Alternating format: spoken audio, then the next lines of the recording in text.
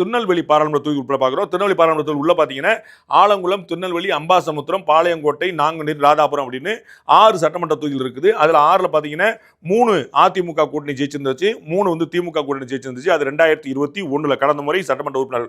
2026 நம்ம பார்த்தா சாணக்கிய ஒரு கணிப்பு பார்த்தீங்கன்னா ஆலங்குளத்தில் வந்து இவர் நம்ம மனோஜ் பாண்டியன் போட்டிடுறாரு. முன்னாள் அதிமுக இருந்தார், இப்போ திமுக போயிட்டு அங்கே போட்டிடுறாரு. அது அதிமுக இருந்துச்சு முன்னாடி, இப்போ அது இழுபறியா மாறுது.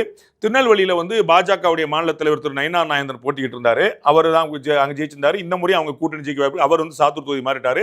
பட் திரும்ப வந்து அவர் வந்து விட்டு கொடுத்தனாலும் அந்த இடத்த வந்து ஏடிஎம்கே கூட்டணி ஜெயிக்கக்கூடிய வாய்ப்பு இருக்கு. அம்பாசமுத்திரத்தை அதிமுக ரீட்டைன் பண்ணுது, பாளையங்கோட்டை திமுக ரீட்டைன் பண்ணுது, நாங்குநேரி திமுக ரீட்டைன் பண்ணுது, ராதாபுரத்தை திமுக ரீட்டைன் பண்ணுது. ஸோ கடந்த முறை போட்டிட்டதில் அப்படியே வந்து பார்த்தீங்கன்னா 3-3-2 ஆளுக்கு பிரிச்சிருந்தாங்க. இது இந்த முறை பார்த்தீங்கன்னா 3-2-1ன்னு 3 திமுக ரீட்டைன் பண்ணுது, 2 அதிமுக ரீட்டைன் பண்ணுது, 1 வந்து அதிமுக இருந்து இழுபறிக்கு போகுதுன்னு பார்க்குறோம். திருநெல்வேலி பாராளுமன்ற தொகுதிக்கு உட்பட்ட